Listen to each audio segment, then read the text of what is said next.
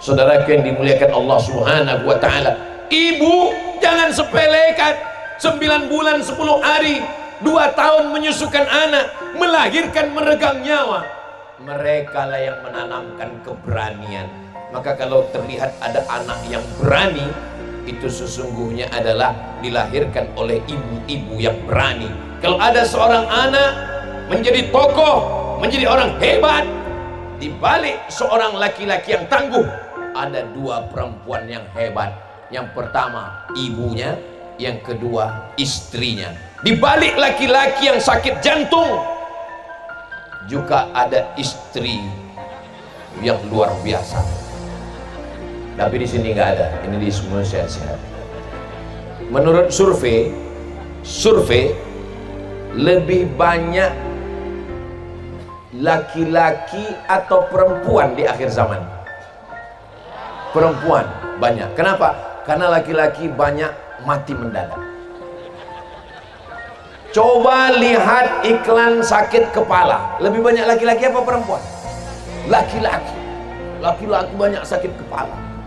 Kenapa banyak laki-laki sakit kepala? Karena iklan belanja lebih banyak perempuan. Hadiahkan untuk almarhumah ibu, almarhum ayah, kita dapat, orang tua pun dapat. Assalamualaikum warahmatullahi wabarakatuh. Bapak, ibu, abang, kakak, adik, sahabat jamaah dimanapun berada, ma'akal tafa'afnaita, makanan yang dimakan berubah menjadi kolesterol, diabetes, jantung, gula, dan lain sebagainya. Wa malabista fa'ablaita, yang dibelikan ke pakaian, busuk, lapu, ketinggalan zaman. Wa mata saddaqta fa'amdaita, yang diwakafkan, disedekahkan, itulah yang akan kekal abadi. Rumah besar hanya menjadi kenangan, lapuk, berlumut, tumbang, tinggal. Ada kelas yang dipakai para penghafal Quran, itulah yang kekal abadi, mengalir pahalanya untuk kita. Hadiahkan untuk almarhumah ibu, almarhum ayah, kita dapat, orang tua pun dapat. Satu lantainya 4 kelas, totalnya 16 kelas, tempat santri belajar. Yang sekarang santri belajar di asrama. Asrama bisa dibuat kelas, tapi nanti pindahkan ke kelas semua. Mari kita support pembangunan, kirimkan semen, batu bata, kerikil, pasir, besi, dan lainnya melalui rekening BSI 767 7777 227. Sekali lagi 767 7777 227 atas nama Yayasan Pendidikan Hajah Rohana. Konfirmasinya jangan lupa ke nomor berikut 0811 6650 026. Sekali lagi 0811 6650 026. Berkah selalu, barakallahu fikum. Wassalamualaikum warahmatullahi wabarakatuh.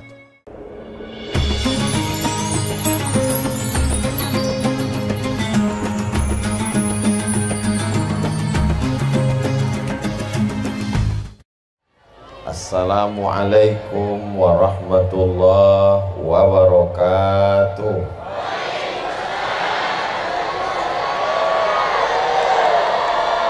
Apa kabar Bapak Ibu? Saya alhamdulillahi rabbil alamin. Allahumma sholli ala sayyidina Muhammad wa ala ali sayyidina Muhammad. Kullu amrin zibalin, semua amal yang baik, walam yubda' bi bismillah, kalau tidak dimulai dengan menyebut nama Allah, fahuwa aqta', maka amal itu putus, tidak bisa dibawa bekal menghadap Allah.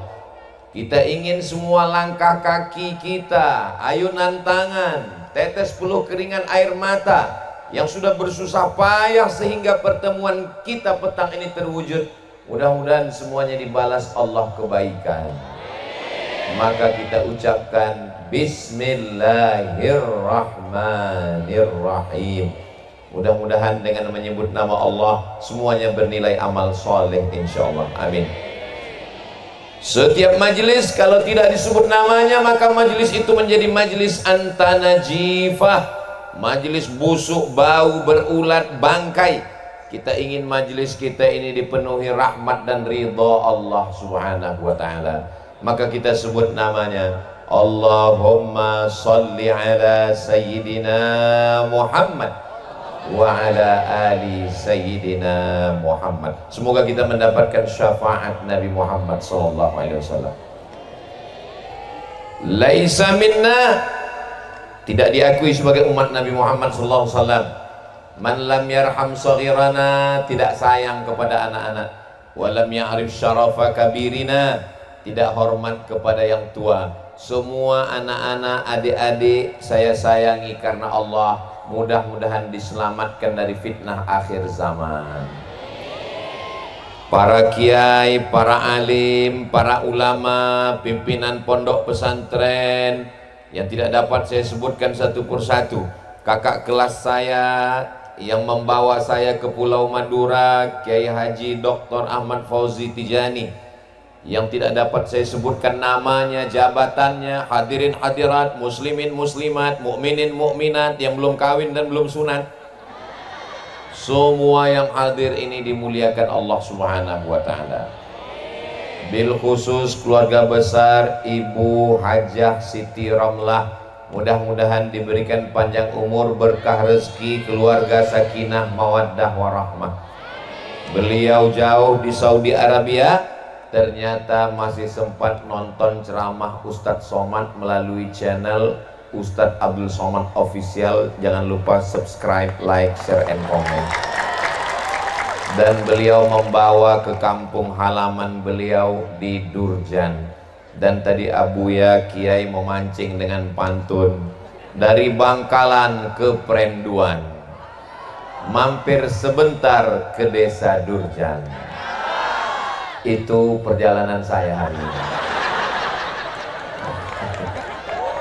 Tadi Abuya Kiai mengatakan Ustadz Somad katanya senyumnya manis. Orang Durjan pakai gamis.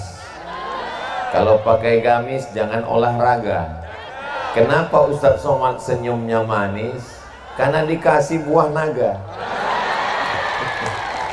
Itu sekedar menyambut, membalas tradisi berpantun saja. Sebenarnya pantun itu untuk mencairkan suasana. Sebenarnya pantun itu untuk melihat suasana hati jamaah.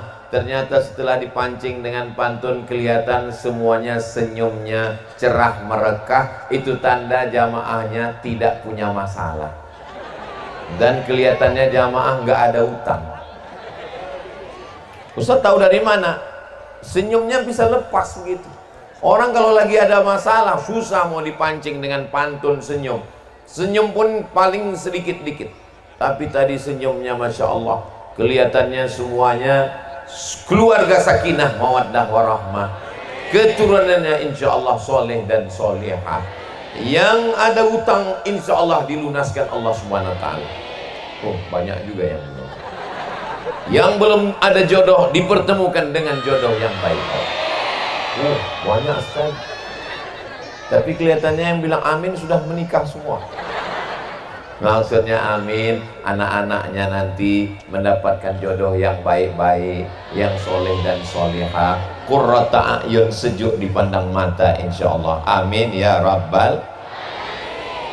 Tema kita petang hari ini adalah sakera, keberanian menegakkan kebenaran, menumpas kemungkaran, dan menebar kedamaian. Inilah yang akan disampaikan oleh Ustadz Abdul Somad. Doakan supaya saya diberikan taufik oleh Allah Subhanahu wa ta'ala.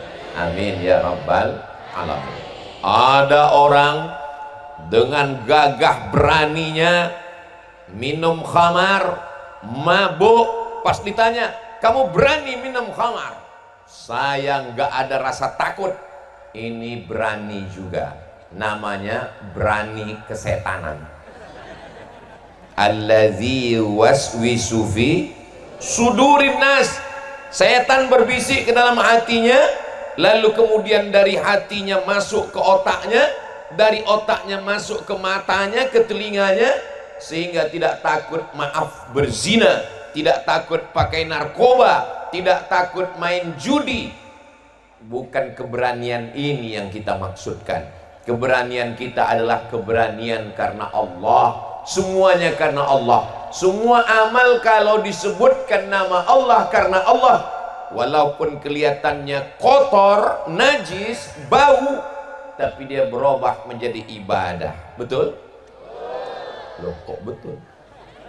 Contohnya WC, toilet, tempat setan, tempat najis, tapi ketika disebut nama Allah, Allahumma inni a'udzubika minal khubusi, jangan dibaca sekarang, bisa keluar.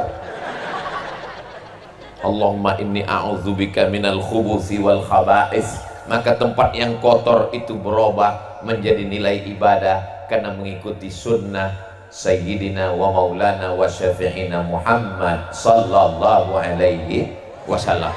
Jadi keberanian yang pertama, keberaniannya karena apa? Keberaniannya karena Allah. Adapun keberanian karena melawan agama Allah, melawan syariat Allah, itu bukan keberanian. Sekarang begitu banyak orang yang berani melawan ulama, melawan sunnah Rasulullah, mengejek-ejek. Apakah itu disebut sebagai keberanian? Keberanian, tapi keberanian karena kesetanan. Mudah-mudahan kita semuanya dilindungi Allah dari godaan setan. Makanya kita disuruh membaca Allahu la ilaha illa huwal hayyul qayyum. Jadi kalau ada teman kita, sahabat kita, jiran kita, kawan kita ngajak mabuk, ngajak minum, ngajak judi, ngajak zina, katakan tidak. Kalau dia tetap ngajak, Allahu la ilaha illa huwal hayyul qayyum. Masalahnya kita bacakan ayat kursi, yang ngajak ini hafal Yasin, karena sudah menjadi tradisi. Bukan itu yang dimaksud. Adapun keberanian dalam Islam adalah keberanian siapa? Keberanian seorang yang ketika dia sudah sampai pada puncaknya, keberanian untuk meninggalkan ayahnya. Ayah kandung sudah tua, sakit-sakitan, berani dia tinggalkan. Harta emasnya berani dia wakafkan. Dan kemudian ketika dia sampai ke dalam gua gelap, tengah malam, bisa jadi ada singa yang tidur di dalam, bisa jadi ada ular, tapi kemudian dialah yang masuk ke dalam. Laki-laki itu adalah Sayyidina Abu Bakrin Siddiq. Makanya ketika sholat tarawih, Bilal mengatakan, Al-Khalifatul Awwal Sayyiduna Abu Bakrin Siddiq radhiyallahu anhu. Allah meridhoinya. Kenapa Allah meridhoinya? 3 keberaniannya. Berani meninggalkan ayah, berani meninggalkan keluarga, berani memberikan hartanya untuk agama Allah. Mudah-mudahan generasi kita juga termasuk generasi yang berani, insya Allah. Amin. Belum pernah lagi Ustadz Somad begitu dipanggil protokol. Berikut ini mari kita dengarkan tausiah yang akan disampaikan oleh Ustadz Abdul Somad. Lalu jamaahnya menjawab radhiyallahu an. Kenapa? Karena sahabat Nabi itu memang Allah yang menyebut mereka radhiyallahu an. As-sabiqunal awwaluna minal muhajirin wal ansar. Mereka yang dulu masuk Islam dari kalangan muhajirin dan ansar. Walladzina taba'uhum bi ihsan. Mereka yang mengiringi, mengikuti dengan ihsan. Mereka itu kata Allah radhiyallahu anhum. Mereka diridhai Allah wa radu'an, dan mereka pun ridha kepada Allah. Sedangkan kita belum diridhai Allah, tapi kita berharap mudah-mudahan dengan acara kita petang ini kita termasuk yang diridhai Allah Subhanahu wa taala. Amin ya rabbal alamin. Kamu kenapa belum menuntut ilmu ke pondok? Saya nggak berani ninggalkan ayah saya, ninggalkan ibu saya. Tidak punya keberanian. Kamu belum masuk pondok pesantren? Belum. Kenapa? Karena belum berani meninggalkan ibu. Ibunya juga belum berani berpisah dengan anak. Bukan keberanian seperti ini. Alhamdulillah, pondok pesantren banyak sekali di Pulau Madura, 4 kabupaten. Kalau dibandingkan dengan Sumatera, apalagi di Riau, jauh. Ini menunjukkan Dengan banyaknya pondok pesantren berarti orang-orang berani mewakafkan tanah, berani berpisah dengan anak, berani untuk menuntut ilmu. Mudah-mudahan Allah menjaga pulau ini tetap terjaga, terpelihara. Baldatun thayyibatun wa rabbun ghafur. Saya berani mewakafkan tanah saya, Ustaz. Nanti itu ada tanah saya wakafkan. Tanah siapa? Enggak tahu. Ya nggak bisa. Keberanian itu datangnya dari mana? Keberanian itu datangnya dari dalam. Memberikan harta itu adalah keberanian yang luar biasa. Saya berani mati, Ustaz. Banyak sekarang orang menyebut dirinya pasukan berani mati, tapi masih koma. Ujungnya berani mati, takut lapar. Mati berani, lapar takut. Saudaraku yang dimuliakan Allah Subhanahu wa taala, keberanian ini datangnya dari lubuk hati yang paling dalam. Orang takut kepada kematian, kenapa? Karena meninggalkan kehidupan, rumah, kebun, suami, istri, anak yang sekarang nyata, yang sekarang kelihatan, yang sekarang bisa dipegang, nyata. Rumah nyata, kebun nyata, suami nyata, istri nyata. Tapi begitu ruh keluar dari jasad, ini ruh masih ada di dalam jasad. Jamaah, ruh masih ada dalam jasad? Alhamdulillah. Kalau ada teman sebelah yang itu berarti ruh sudah mulai keluar. Sekarang semuanya nyata, rumah nyata, mobil nyata, jamaah nyata, ibu-ibu nyata, kiai nyata. Tapi begitu ruh keluar dari jasad, maka yang nyata ini menjadi tidak nyata. Sekarang kalau ada yang nantang-nantang, saya nggak percaya tuh sama ustadz. Mana malaikat, mana Tuhan, mana surga, mana neraka? Jangan marah, bilang tenang. Nanti kalau ruh kamu sudah saya keluarkan, semuanya menjadi nyata. Yang sekarang nyata menjadi tidak nyata hanya dalam hitungan nafas. Innama amruhu idza arada syai'an ayyaqula lahu kun fayakun. Kita semua akan mati menghadap Allah. Lalu kemudian apa yang ditakutkan? Berani hidup, tak takut mati. Takut mati, jangan hidup. Takut hidup, mati saja. Itu dapat saya baca buku teman saya, namanya Ustadz Abdul Hadi. Ketika di Mesir, alumni Gontor, di halaman-halaman belakang saya baca pesan Kiai, berani hidup, tak takut mati. Takut mati, jangan hidup. Takut hidup, mati saja. Gimana mau mati Pak Ustadz? Orang saya belum ajalnya. Nanti ketika ngelihat ada jenazah lewat, ikut. Permisi sama keluarganya, boleh ikut? Boleh, silakan. Saudaraku yang dimuliakan Allah Subhanahu wa taala, keberanian Sayyidina Abu Bakar Siddiq untuk memeluk agama Islam, padahal ayahnya Abu Quhafah benci, meninggalkan ayah dan keluarga, hartanya untuk Islam. Inilah yang disebut dengan keberanian. Adapun keberanian melawan perintah Allah, keberanian berbuat maksiat, bangkit dari dalam hati. Wa nafsin wa ma sawwaha fa alhamaha fujuraha wa taqwaha. Ada dua jalan. Jalan kiri namanya jalan fujur, jalan kanan namanya jalan takwa. Ini jamaahnya Masya Allah tabarakallah, sudah dibuatkan tenda khusus. Ini tenda laki-laki, tidak ada perempuan. Oh, ada sedikit. Saudara yang dimuliakan Allah Subhanahu wa taala, Ustaz Somad ketika nyebut fujur ke kiri, nyebut takwa ke kanan, jangan tersinggung. Ya tapi nunjuknya jangan ke mana? Oke, nunjuknya ke langit. Fujur, takwa. Jadi kita ini tinggal memilih saja apa yang mau kita pilih.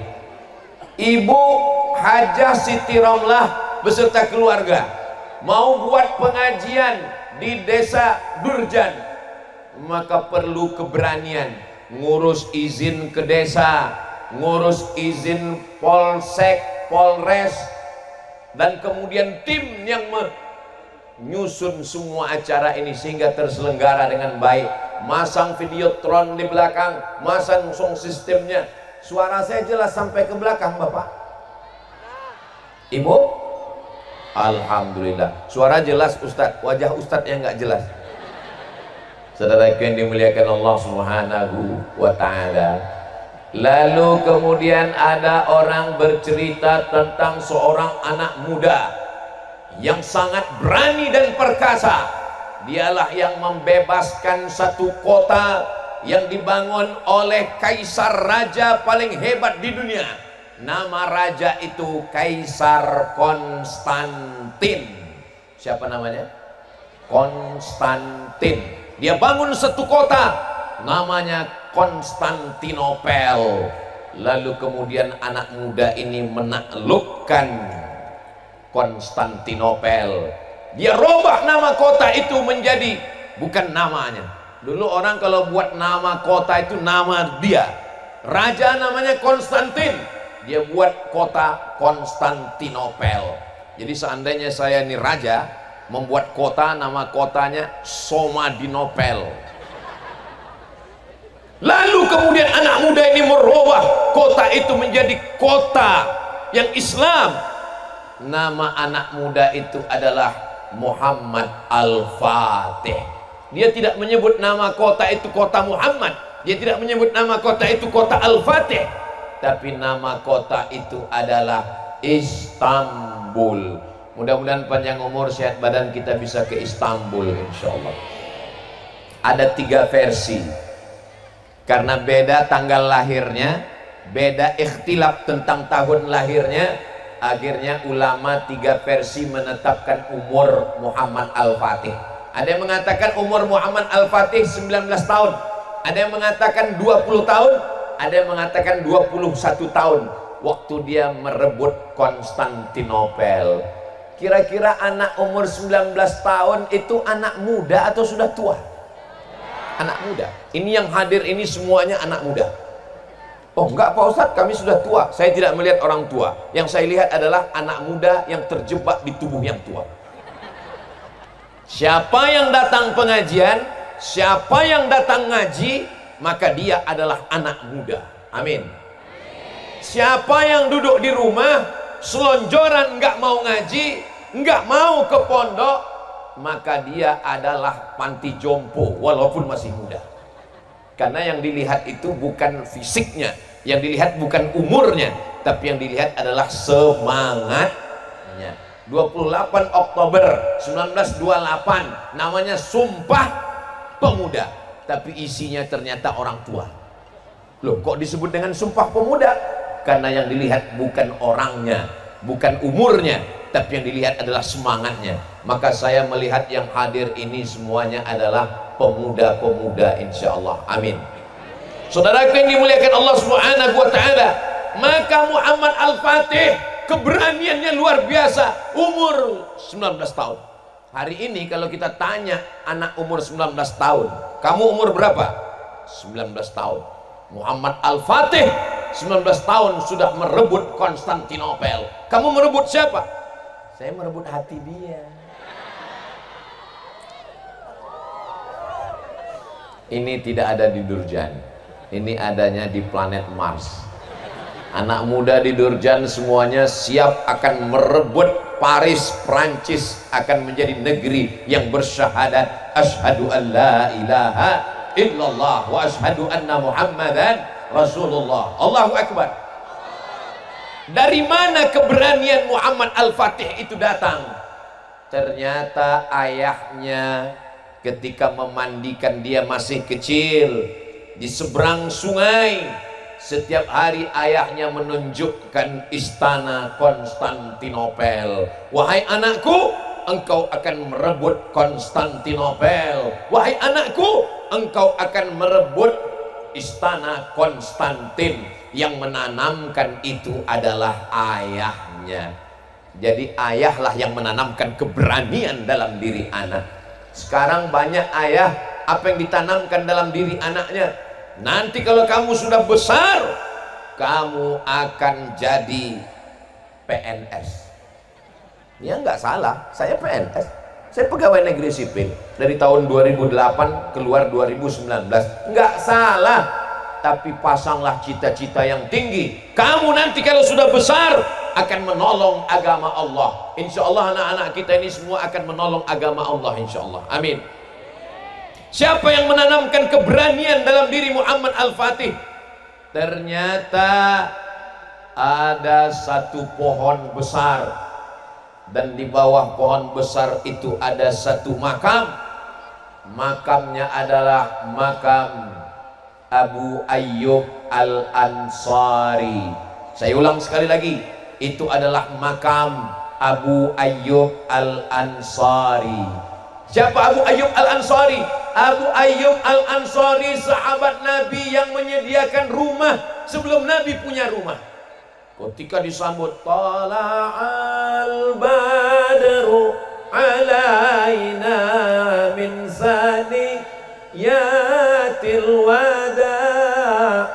Waktu itu Nabi Muhammad SAW belum punya rumah, maka Abu Ayyub Al-Ansari lah yang memberikan rumah, dan pernah Nabi serumah dengan Abu Ayyub Al-Ansari. Abu Ayyub Al-Ansari pernah mendengar hadis Nabi Muhammad SAW, la taftahunal Konstantiniyah, kalian akan merebut Konstantinopel, wala ni'mal amiru amiruha, pasukan terhebatnya, panglimanya, panglima paling hebat, dan pasukan tentaranya, wala ni'mal jaisyu dzalikal jais.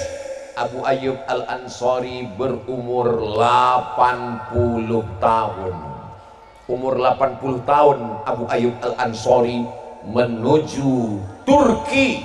Dari Madinah ke Turki, dari Madinah ke Konstantinopel.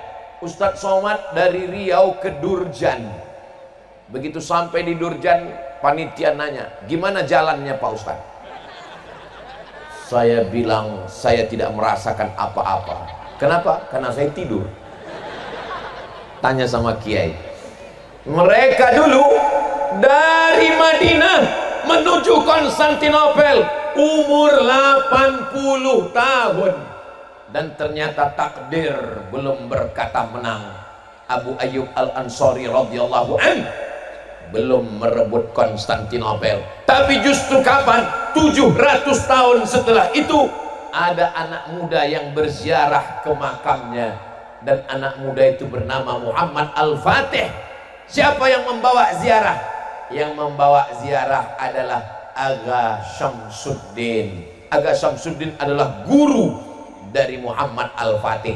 Jadi yang menanamkan keberanian itu adalah ayah. Yang kedua yang menanamkan keberanian adalah ayah yang kedua. Ayah yang kedua adalah kiai. Ayah yang kedua adalah lora. Ayah yang kedua adalah guru. Ayah yang kedua adalah ustaz yang menanamkan keberanian di pondok-pondok pesantren.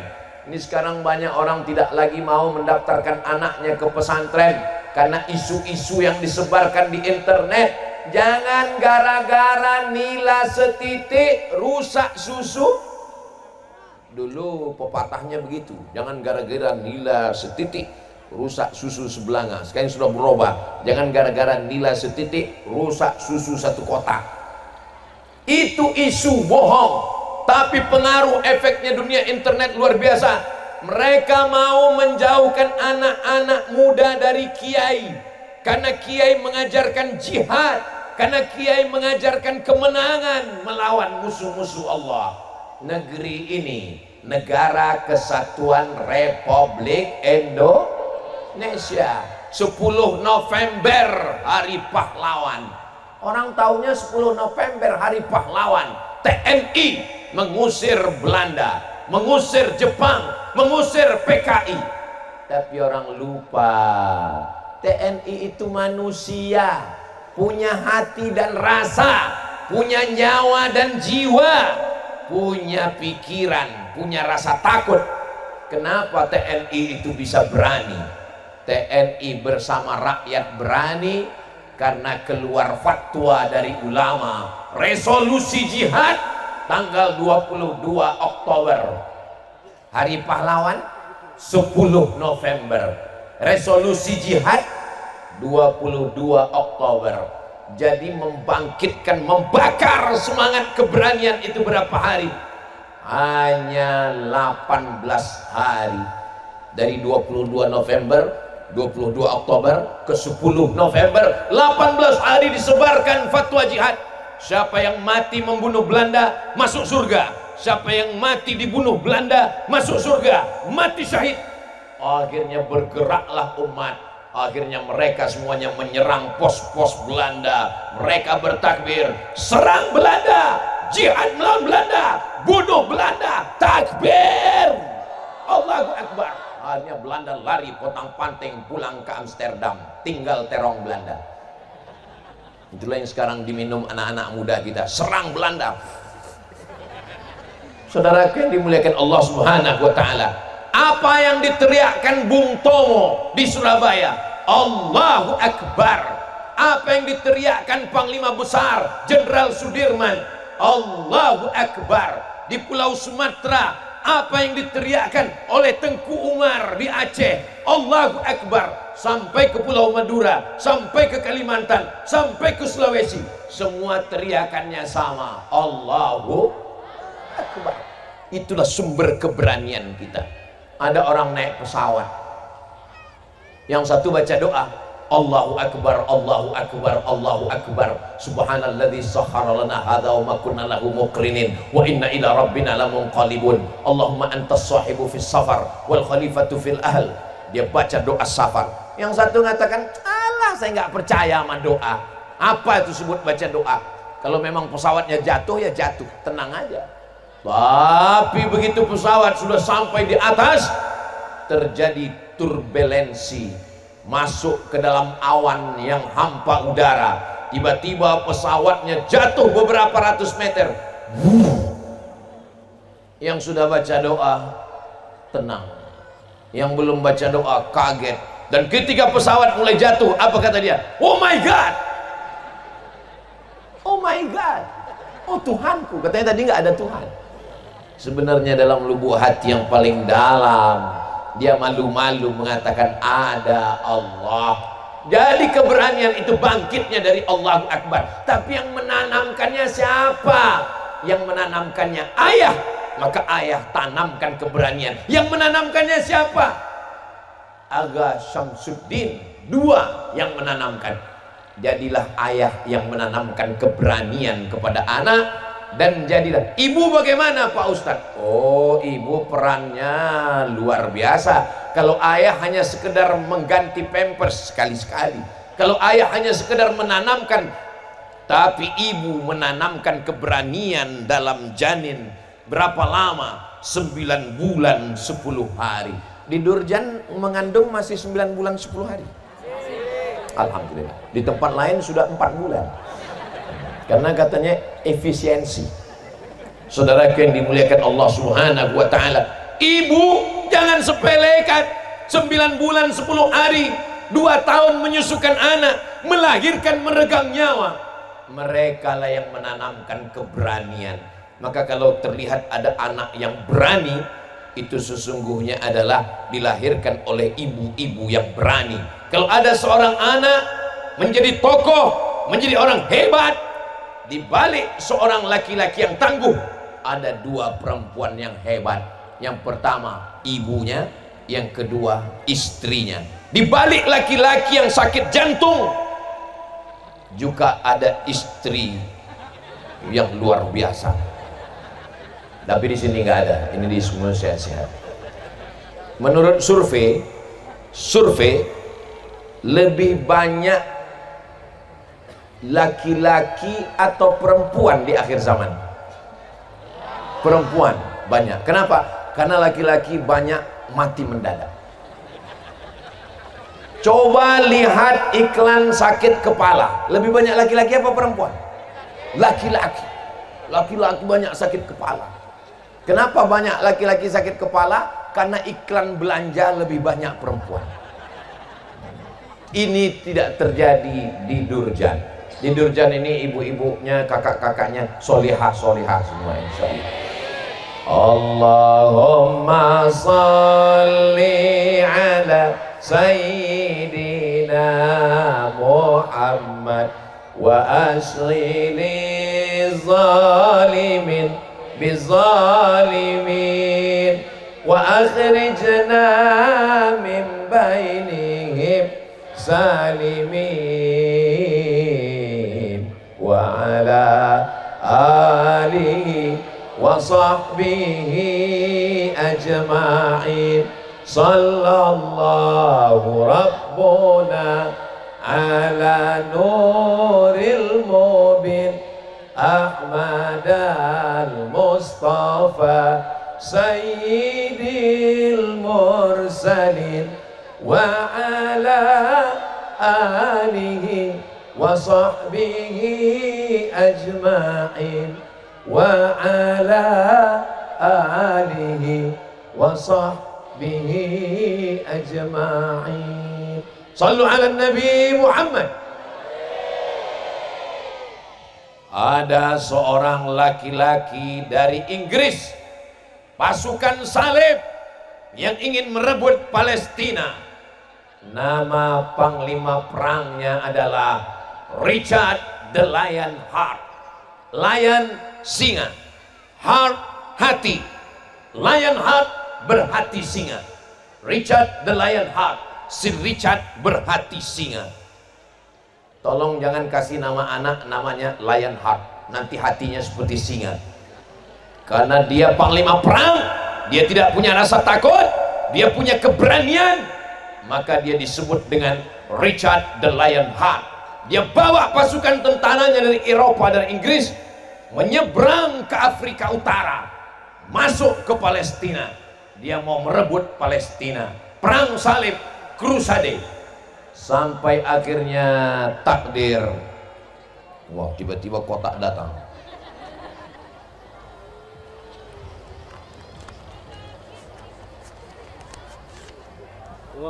Masya Allah. Sudah dipoto. Sampai mana tadi? Kalau pakai baju petak-petak dibeli di Padang, ketika sudah datang kotak, isi ceramah jadi hilang. Ada seorang laki-laki bernama Richard the Lion Heart. Richard berhati singa. Dengan kekuasaannya, dengan pasukan tentaranya, menyeberang dari Eropa, Inggris, menuju Palestina. Dia mau merebut Palestina. Rupanya takdir berkata lain. Dia sakit, dia demam malaria. Akhirnya dia berada di kemah, menggigil kedinginan. Tiba-tiba di tengah malam datang seorang laki-laki, pakai baju hitam, kepalanya tertutup, wajahnya tertutup. Penjaga dia lewati sampai di kemah Richard the Lion Heart, masuk ke dalam kemah dan kemudian bertatap muka langsung dengan si Richard the Lion Heart. Laki-laki itu berkata, "Hai Richard, seandainya aku mau membunuh kamu, aku tinggal mencabut pedangku dan aku akan membunuhmu. Kau mati, Richard." Laki-laki itu siapa? Laki-laki yang penuh dengan keberanian. Laki-laki itu bernama Muhammad Al-Fatih. Bukan. Laki-laki itu bernama kotak yang berada di hadapan Bapak Ibu itu kotak untuk masjid. Jadi duit yang terkumpul nanti semua itu akan diserahkan ke masjid. Jangan khawatir duitnya dibawa Ustadz Somad pulang. Nah, itu sengaja kotaknya dibuat bibirnya lebar, tidak dipakai selasiban, supaya yang nggak bawa uang bisa masukkan cincin, gelang, rantai, gigi emas, masukkan semua. Insya Allah itu semua untuk masjid, dan itu akan menolong kita nanti di hadapan Allah Subhanahu wa Ta'ala. Pergi pagi pulang petang ke sawah cari uang, duit banyak, dimakan. Ma'akal tafa'afnaita, uang yang dimakan busuk. Wa malabista fa'ablaita, diberikan pakaian lapuk. Wa mata saddaqta fa'amdaita, yang dimakan busuk, yang dipakai lapuk, yang disedekahkan, itulah yang akan menjadi bekal untuk hari esok menghadap Allah Subhanahu wa Ta'ala. Amin ya rabbal alamin. Nah, ketika laki-laki itu datang ke kemah Richard the Lionheart, si Richard berhati singa. Lalu kemudian dia berkata, "Hai Richard, kalau aku mau aku bisa membunuhmu." Siapa laki-laki itu? Laki-laki itu bernama Salahuddin Al-Ayyubi. Salahuddin Al-Ayyubi. Orang barat tidak bisa menyebut Salahuddin Al-Ayyubi. Mereka menyebutnya Sultan Saladin. Saladin artinya Salahuddin. Alaiddin, Aladin. Salahuddin, Saladin. Abdul Somad, Somaj. Aku adalah Salahuddin Al-Ayyubi. Aku datang bukan mau membunuhmu. Aku berani, aku jantan. Tapi kalau kita berperang, kalau berhadapan berdua, lalu untuk apa Salahuddin Al-Ayyubi masuk ke kemah? Dia mau datang memberikan obat karena melihat sebagai sesama manusia. Itu yang membuat Richard the Lionheart malu. Kenapa? Karena kalau Salahuddin Al-Ayyubi mau membunuhnya, dia sudah lama mati di dalam kemahnya itu. Dia pulang dengan rasa malu. Dia pulang dengan tidak berdaya. Akhirnya yang menguasai Palestina siapa? Yang menguasai Palestina adalah umat Islam. Yang merebut Palestina itu adalah Salahuddin Al-Ayyubi. Dan dia orang Kurdi. Salahuddin Al-Ayyubi Al-Kurdi, orang Kurdi. Muhammad Al-Fatih At-Turki. Dan insya Allah yang akan merebut Palestina itu yang ketiga, Ad-Durji, orang Durjan. Amin. Orang Arab pernah, Umar bin Khattab Al-Qurashi, orang Arab. Al-Kurdi, orang Kurdi. Turki, Sultan Abdul Hamid. Sultan Abdul Hamid mempertahankan Palestina, mau dibayar dengan satu koper uang emas. Datang seorang Yahudi bernama Theodor Herzl. Ini kami bayar emas. Apa kata Sultan Abdul Hamid? Yang direbut dengan tetes darah dan air mata tidak layak untuk dibayar dengan emas. Saya tidak akan menjual Palestina.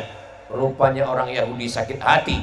Mereka gulingkan Sultan Abdul Hamid tahun 1924. Hancur kekuasaan Islam di Turki.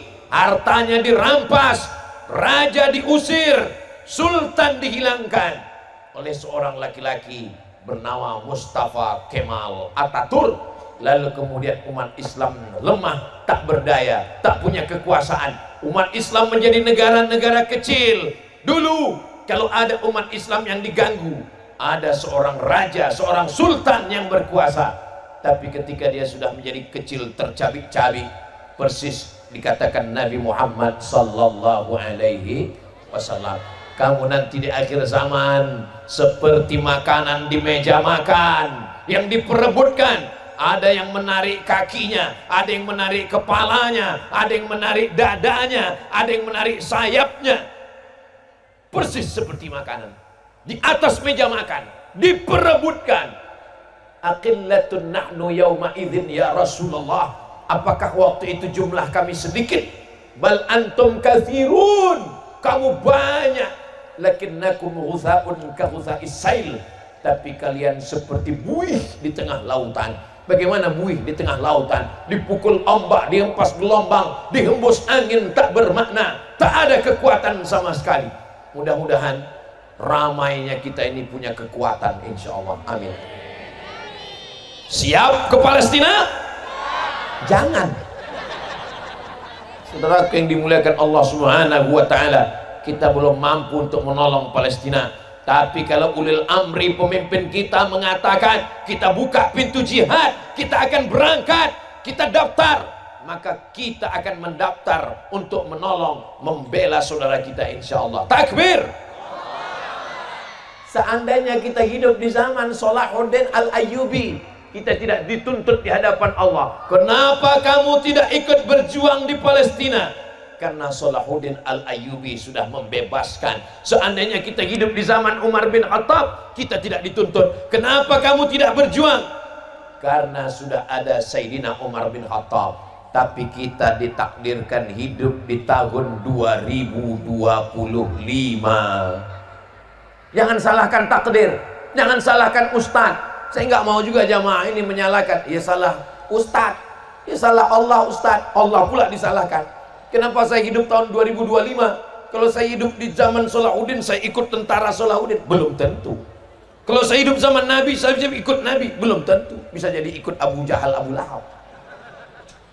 Insya Allah kita yang selalu bersama dengan ulama, al-ulama warathatul anbiya. Insya Allah kalau kita bersama dengan para kiai, dengan para ulama, anak-anak kita di pondok pesantren ditanamkan keberanian. Tapi beraninya dalam apa? Amar ma'ruf nahi mungkar. La ta'murunna bil ma'ruf, ajak orang buat baik. Wala tanhaunna 'anil munkar, larang buat mungkar. Siapa orang yang paling lemah? Orang yang paling lemah as-sakitu 'anil haq. Kata Imam Abu Ali Ad-Daqqaq, as-sakitu 'anil haq syaitan akhras. Orang yang diam melihat kemungkaran itu adalah setan akhras, setan bisu. Sudah setan bisu lagi. Setan bisu karena diam melihat kemungkaran. Man ra'a minkum mungkaran, siapa di antara kamu melihat kemungkaran, falyughayyirhu biyadi, dengan tangan.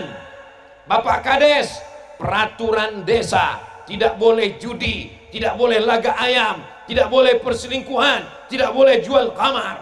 Ulama dengan lisannya nahi mungkar. Kira-kira ini kira-kira. Ibu, saya boleh nanya? Bapak, saya boleh nanya? Jawab jujur ya. Jangan dalam hati, dengan lisan. Antara saya dengan Pak Nur Kholis, Nur cahaya, Kholis ikhlas. Nur Kholis cahaya yang ikhlas. Pak Nur Kholis polisi. Saya berdakwah dengan lisan, dengan sound system. Pak Nur Kholis enggak berdakwah dengan lisan, dia cukup diam saja. Mana yang lebih ditakuti masyarakat, dakwah Abdul Somad atau dakwah Pak Nur Kholis? Saya melarang orang jangan minum khamar, jangan berjudi, jangan makan riba. Emang masalah buat lo? Orang nggak takut sama saya. Tapi Pak Nur Kholis nggak perlu ceramah, nggak perlu tablik akbar. Dia cukup dengan seragamnya dan pistolnya. Kalau ada anak muda yang main judi online, silakan main. Saya tangkap kamu. Maka dakwah tidak hanya dengan fatwa, dakwah tidak hanya dengan tausiah. Apapun posisi kita, pakailah untuk menegakkan kebenaran, menumpas kebatilan, dan memberikan kedamaian. Itulah tausiah pada petang hari ini. Dan selama tausiah, rasanya inilah tausiah yang paling panjang dari siang sampai ke malam.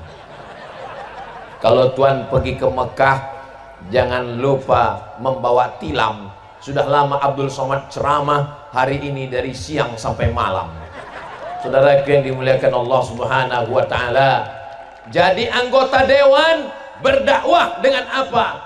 Dengan perda, peraturan daerah, APBD, bantu pondok pesantren. Bagus apa nggak bagus? Bagus. Jadi bupati, gubernur, menteri, presiden keluarkan perpres, peraturan presiden, perbuk, peraturan bupati, pergub, peraturan gubernur. Tidak boleh jual khamar, tidak boleh ada lokalisasi, tidak boleh ada zina. Bisa atau tidak bisa? Bisa. Pakai jabatan kekuasaan untuk menolong agama Allah Subhanahu wa Ta'ala. Ujung jari, tinta dan pena pakai untuk menolong agama Allah. Karena sampai masanya nanti ketika kita mau berbuat tapi seragam sudah ditarik negara, pistol sudah diambil pemerintah, jabatan tidak lagi ada. Ketika itu kita sudah berada di ruang ICU. Judul lagunya Setengah Nafasku Pergi. Waktu itulah mau berdakwah. Ustadz Abdul Somad, apa yang bisa saya lakukan? Astaghfirullah Rabbal baraya astaghfirullah minal khataya Rabbi zidni ilman nafi'an wa wafiqni amalan salihah. Ada masuk pertanyaan WhatsApp ke HP Ustadz Somad dari masyarakat Durjan. Kenapa masyarakat sekarang ini banyak yang bertikai, yang satu begini, yang satu begono. Akhirnya kami masyarakat ini bingung Ustadz Abdul Somad. Bingung karena nggak ngaji. Kalau ngaji mondok dengan kiai pasti nggak bingung. Khilaf fikih. Yang satu Allahu Akbar Alhamdulillahi Rabbil Alamin. Yang satu Allahu Akbar Alhamdulillahi Rabbil Alamin. Yang satu lagi Allahu Akbar Bismillahirrahmanirrahim Alhamdulillahi Rabbil Alamin. Bingung kami Pak Ustadz. Yang satu nggak pakai bismillah, yang satu bismillahnya berbisik, yang satu bismillahnya keras. Terus saya nggak sholat. Makanya ngaji. Kalau ngaji sama Kiai Dr. Ahmad Fauzi Tijani dengan para kiai, para alim, para ulama, nanti akan diberikan kitab 4 mazhab ditulis oleh Imam Ibn Rushd, Bidayatul Mujtahid wa Nihayatul Muqtasid. Yang bismillahnya sir mazhab Hanafi dan Hambali. Bismillahirrahmanirrahim. Alhamdulillahi Rabbil Alamin. Hanafi dan Hambali. Kalau bismillahnya nggak ada, nggak ada bismillah. Alhamdulillahi Rabbil Alamin. Mazhab Maliki. Kalau bismillahnya jahar, Bismillahirrahmanirrahim. Mazhab Syafi'i. Tapi kita di Nusantara, Brunei Darussalam, Malaysia, Singapura, Indonesia, Patani, Thailand Selatan, Moro, kita semua mayoritasnya mengikut mazhab Imam Syafi'i. Siapa ulama Madura yang lama di Makkah? Syekhona Khalil bin Abdul Latif Al-Bangkalani, mazhabnya Syafi'i. Setelah itu siapa muridnya? Hadratus Syekh Muhammad Asim Asy'ari. Sampai ke Makkah, pulang, mazhabnya Syafi'i. Tapi sekarang Pak Ustadz, kok di Saudi Arabia itu waktu kita sholat di sana, waktu umrah, bismillahnya sir? Itu sejak 1924 King Abdul Aziz menguasai Saudi Arabia. King Abdul Aziz mazhabnya Hambali. Itu Pak Ustadz tetangga saya. Itu mazhab apa? Itu bukan mazhab Hambali, bukan mazhab Syafi'i, bukan mazhab Maliki, bukan mazhab Hanafi. Mazhab apa? Mazhab Valentino Rossi.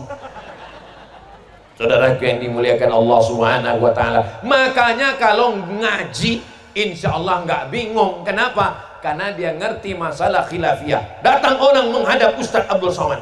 Ustadz Abdul Somad, ya, saya sudah berzina, mohon maaf. Lalu kemudian saya bacakan ayatnya, Az-zaniyatu waz-zani, pezina perempuan dan pezina laki-laki, fajlidu kulla wahidin minhuma mi'ata jaldah, cambuk 100 kali. Lalu saya minta cambuk, carikan saya cambuk. Cambuk mana Pak Ustaz? Cambuk sapi. Lalu kemudian saya cambuk dia 100 kali. Sore-sore langsung saya dipanggil sama Kapolsek, ditangkap. Kenapa? Karena sudah menganiaya orang. Kenapa hukum hudud dan hukum itu tidak bisa qisas dilaksanakan? Karena kita tidak ada perangkatnya. Perangkatnya tidak ada. Datang orang yang sudah menikah, kalau diterapkan asy-syaikhu wasy-syaikhatu, laki-laki perempuan yang sudah menikah, idza zanaya, kalau dia berzina, farjumuhumal batta, rajam sampai mati. Oh, kita tadi azan asar berkumandang, jamaah tetap menunggu Ustadz Somad. Ini kalau tausiah dilanjutkan, nanti jamaahnya nggak sholat asar, ditanya sama malaikat, kenapa nggak sholat asar? karena Ustadz Abdul Somad. Jadi menjelang matahari tenggelam, kita nanti pulang sempatkan sholat asar. Loh, Ustadz nggak sholat asar? Sudah jamaah takdim. Saudaraku yang dimuliakan Allah SWT, tadi saya mulai jam 4.15, sekarang sudah jam 5.10. Jadi tetap kode etik pengajian Ustaz Somad 60 menit. Walaupun saya tidak diingatkan Kiai, memang terasa semutnya sudah naik ke atas, sudah kesemutan. Itulah yang dapat saya sampaikan pada kesempatan yang baik dan mulia ini. Selama 1 jam ini ada kata-kata yang menyinggung perasaan tidak berkenan di hati. Maukah Bapak Ibu memaafkan saya? Alhamdulillah ala hadhihi niyah wa kulli niyatin salihah. Al-Fatihah. A'udzubillahi minasyaitonir rajim. Bismillahirrahmanirrahim. Alhamdulillahi rabbil alamin. Arrahmanir rahim. Maliki yaumiddin. Iyyaka na'budu wa iyyaka nasta'in. Ihdinas siratal mustaqim. Siratal ladzina an'amta 'alaihim ghairil maghdubi 'alaihim waladdallin. Amin. Allahumma ij'al hadzal balada baladan amina. Ya Allah, jadikanlah desa Durjan negeri yang aman dan damai. Allahumma in kana rizquna fis sama'i fa anzilhu. Kalau rezeki kami masih tergantung di langit, turunkan ke Durjan ya Allah. Wa in kana fil ardi fa akhrijhu. Kalau rezeki kami masih tertanam di dalam tanah, naikkan, keluarkan ke Durjan. Usia mulai berhenti, amal jariah terus mengalir walau sudah mati.